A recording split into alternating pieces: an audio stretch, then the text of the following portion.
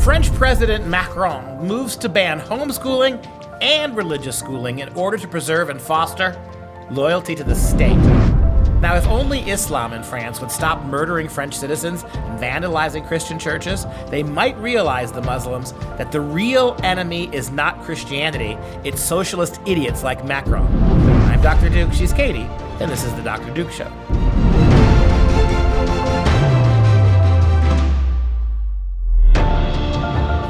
Hello, everyone, and welcome to The Dr. Duke Show, the only program that keeps you educated on the craziness impacting K-12 classrooms and college campuses around the world. As you can see, I'm enjoying my wondrous Freedom Tumbler, and you should too. The Pat Riot Club will allow you to own this beautiful protection for all your carbonated beverages. Take care of them like they take care of you. Well, I'd like to take a moment before we get into a number of other things to just take a second and talk to you about the consequences of the impending education. We're about a month out or so, and what is it going to mean to education depending upon who gets elected? And I don't think people think about this enough. I mean, while I certainly understand those people who argue that a plague on both their houses, that I've seen the bumper stickers, right? Vote Meteor 2020, right? Rather than one of these two guys, let's have the meteor. Slam into the earth and end all life, that's preferable. But when you start to think about this race based on important issues that are going to have a huge impact on our children, I don't think it's that confusing a race anymore. And I recognize that personality ticks aside. You've got to try to get your mind around what's going to be the best thing for the future of America with regards to education. Say what you will about the histrionics of Donald Trump. He has passed an executive order that will punish schools for not engaging in free speech, not allowing free speech. In fact, he's done that twice now. He's put some teeth into free speech on college campuses.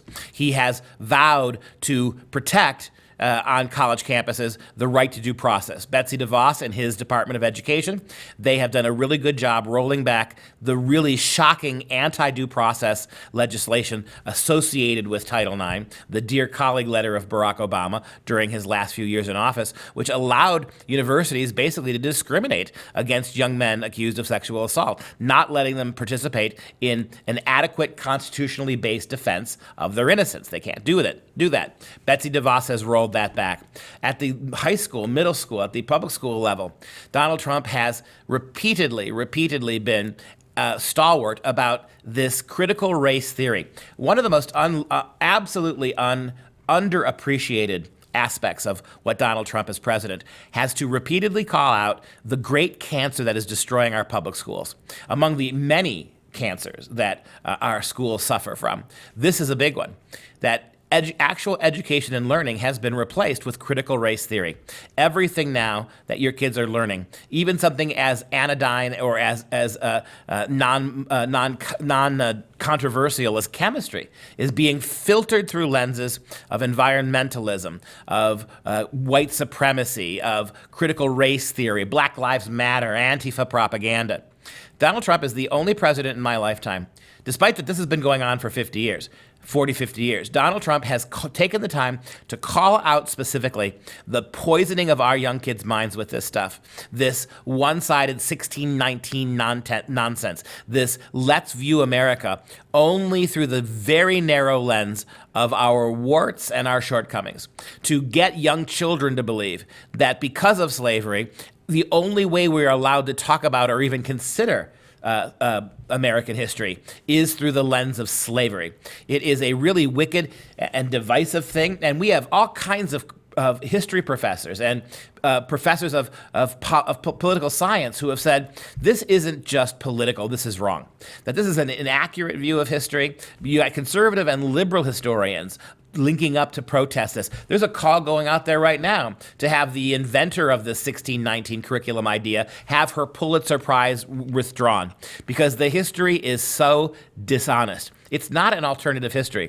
It is a made-up series of historical things that did not happen. It is a piggybacking off on liberal talking points with regards to how bad America is. It is not a history curriculum. It is not academic. It is not undergirded by serious scholarly study and erudition. It is a 100% hyper-partisan political attempt to make our history the history of nothing but racism, sexism, bigotry, and class warfare.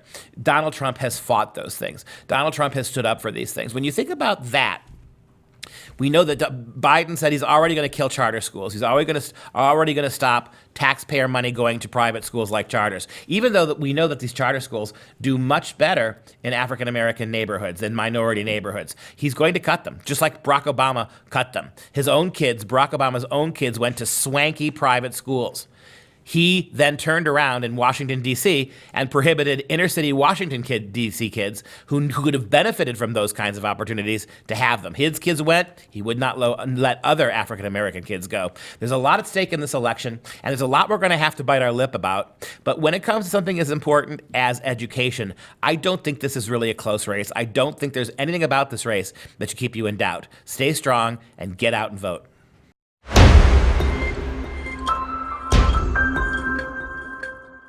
Back now with Alex Newman, our international correspondent. Alex, thank you, as always, for joining us. Thanks for having me, Duke. Great to be with you.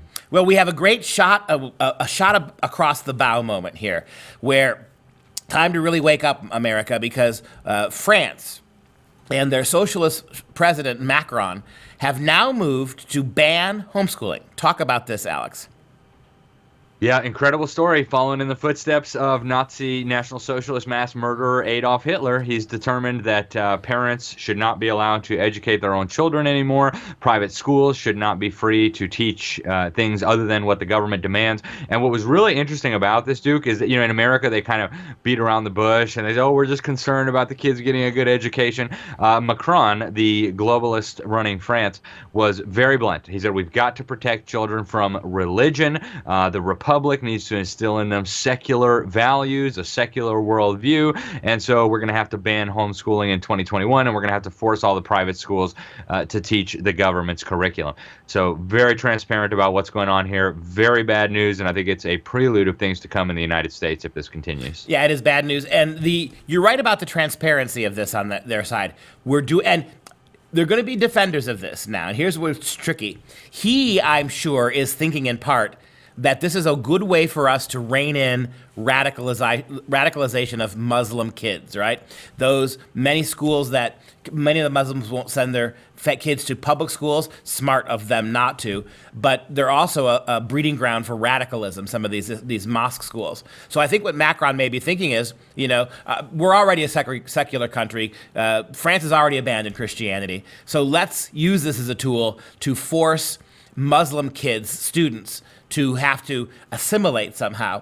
But the real consequences of this are far bigger. This is one of those instances where Christians need to actually side with Muslims in trying to fight this off.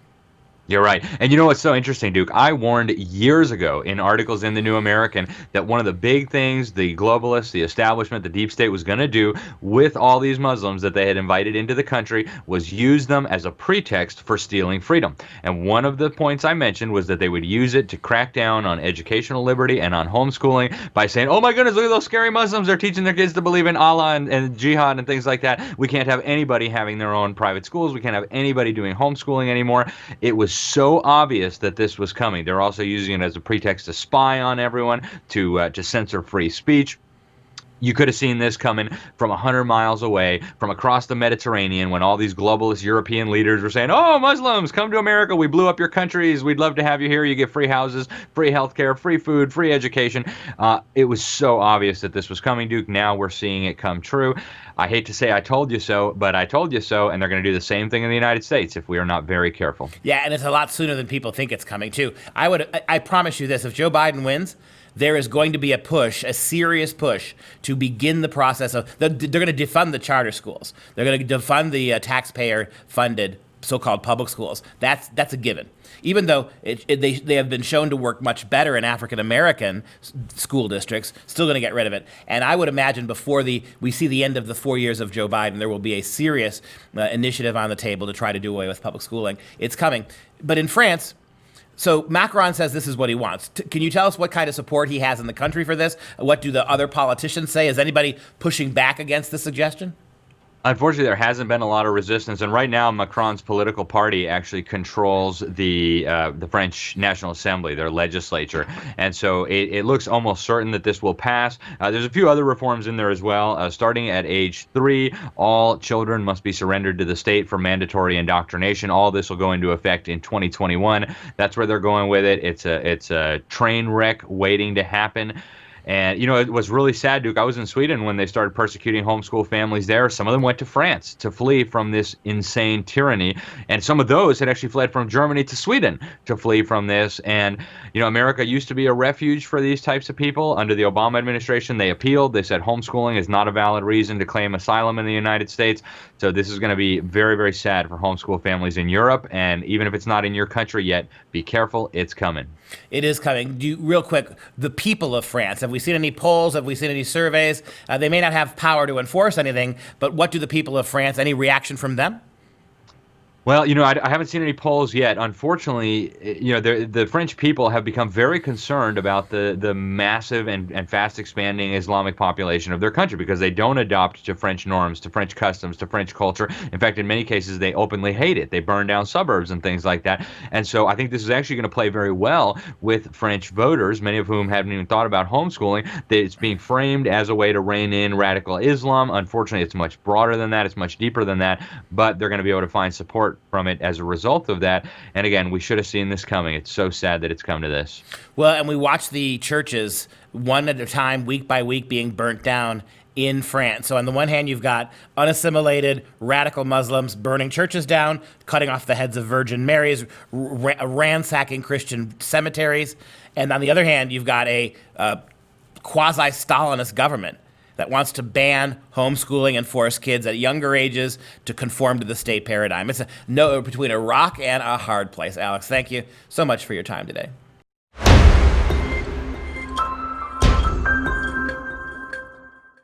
Joined now by Tina Griffin, the counterculture mom. Thanks for joining us, Tina. Hey, thanks for having me on. One more problem to solve coming from New York this time, huh? Yeah, in New York seems to be at the heart of all of these public school problems. I mean, pretty much everything goofy starts either in New York or California. And we've seen that New York has had a really hard time figuring out how to educate their kids in this COVID pandemic. This is the same state that wants to send kids not to school because that's dangerous, but to send them all to daycare centers. Right? Like, don't send them to school, they might get COVID. Send them instead to daycare centers. Well, that's New York, but this particular story is interesting. We have, on the very first day of a young child's online learning program, she was bombarded with pornography. What happened? New York mom Devin Morales has a 10-year-old girl that, within the first 5 minutes of her online class of the school year, not a good way to kick it off, students were sharing pictures of Trump, and then it went downhill fast with sharing pictures of pornography.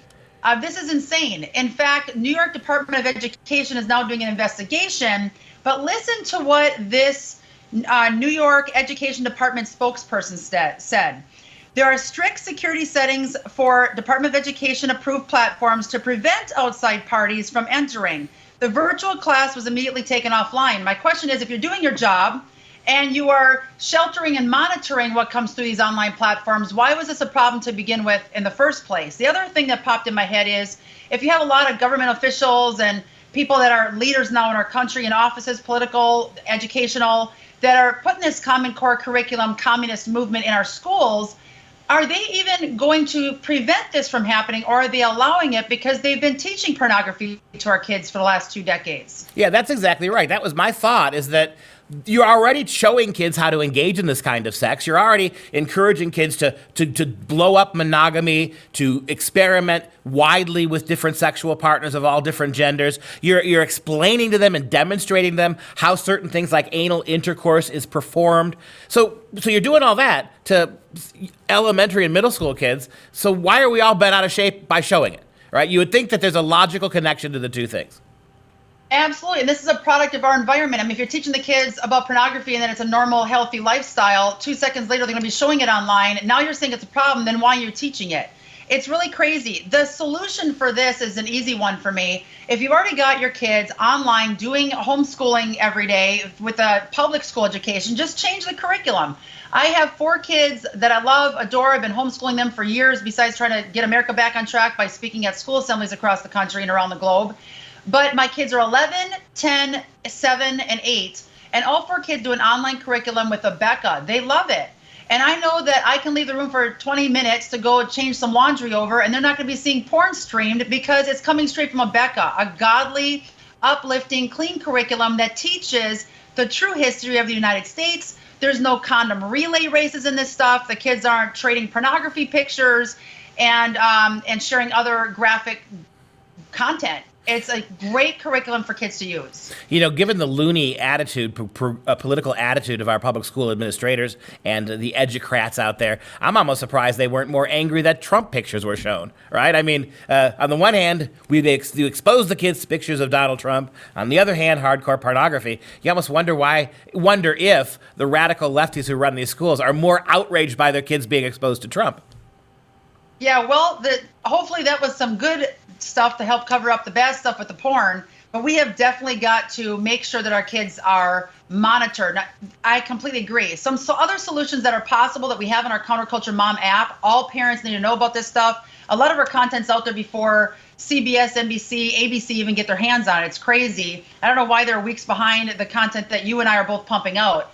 Other solutions are monitor your kids. But I have 4 kids. Like, I'm going to go and monitor every child in a different room to make sure they're not getting pornography from every second. That means I would never have a life, not be making meals, washing clothes, and doing everything else that busy parents have to do. That's why I come back to the online homeschool curriculum where you know it's safe and don't have to worry about other people on that platform or hackers coming in. The other thing is Circle device. We have a Circle device that's phenomenal. People can get that information by texting the word guide, GUIDE, to the number 55444. And on that, you'll get tons of positive entertainment options, tons of ways to keep your kids safe if they're doing online, even online schooling. But the other thing is that Circle device. Click on that link, you'll get a deal. That helps monitor any pornography from coming into your home if you still decide you want to keep up with the public curriculum. But at this point, in the state of Tennessee right now, Dr. Duke, I'm sure you're aware, parents had to sign a waiver this year in some of our counties to say that they promise they're not going to go in their kids' bedrooms while their kids are learning this communist movement with the agenda of public school education. If they go into the kids' bedrooms and the schools find out, they have to report these parents, and the kid will be kicked off of that online public school education platform. So parents are freaking out not to see what their kids are being exposed to. If you have to sign a waiver like that, it should be a red flag. Get out of there ASAP. Yeah, any school that says we're teaching your kids things that we are mandating you not watch is a school you better run away from. Give the moms and dads more information how they can find you, Tina. Absolutely. Download, without a doubt, the Counterculture Mom app. Click on the premium section, upper right corner, for $2.99 a month. You will get the info coming from our 18 curators on our team every single day, tons of notifications. It will keep you in the loop and the power back in your hands to know what your kids are being exposed to and the positive entertainment options that exist. It's a must.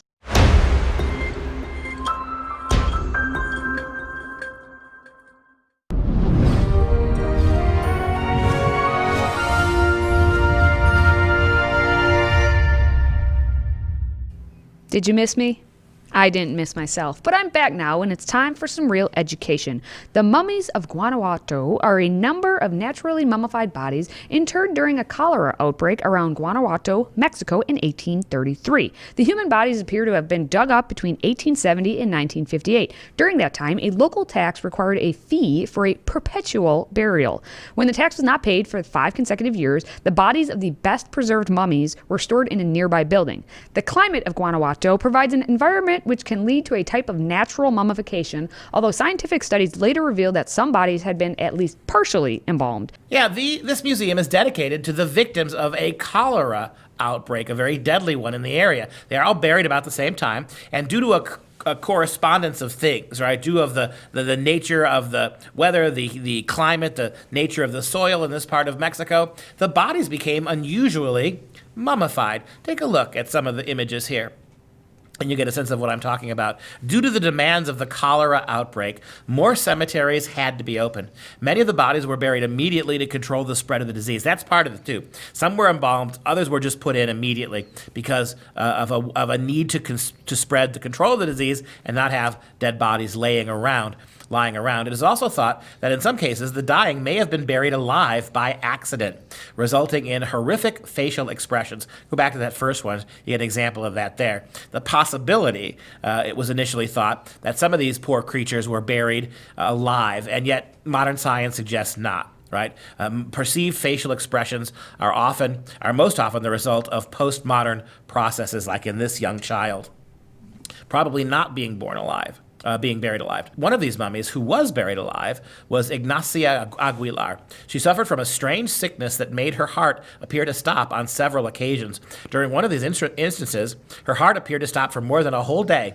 Thinking that she had died, her relatives decided to bury her. When her body was disinterred, it was noticed that she was facing down, biting her arm, and that there was blood in her mouth. Horrible, horrible, horrible. The first mummy was put on display in 1865. It was the body of Dr. Remigio Leroy. The museum, containing at least 108 mummified corpses, is located above the spot where the mummies were first discovered. Numerous mummies can be seen throughout the exhibition of varying sizes. The museum is known to have the smallest mummy in the world, a fetus from an unborn child, from a pregnant woman who fell victim to cholera. Some of the mummies can be seen wearing parts of the clothing in which they were buried. Once again, if you're in this part of Mexico, you can go see these bodies yourself if you're interested at El Museo de las Momias, the Museum of the Mummies. It was created in 1969, and as of 2007, at least, I guess that's the last we have records for, 59 mummies were on display of a collection that totals 111. All right, as always, if you're a fan of this show, please consider a one-time tax-deductible donation of $99 toward our Patriot Club. And as a thank you, we're going to ship this magnificent, wonderful stainless steel tumbler etched with the words, "Freedom never tasted so good." So visit patriotclub.us to sign up now. That's patriotclub.us. Now we're going to wrap things up with the fun fact of the day. When you have a cluster of bananas, let's say about 10 to 20 bananas, it's known as a hand. But if you have a single banana, it's called a finger. So the next time I want to tell you what I think of you, I can just give you a single banana. And that's going to do it for this show. For Freedom Project, I'm Dr. Duke. She's Katie. Until next time, come Mr. Tallyman, tally me banana.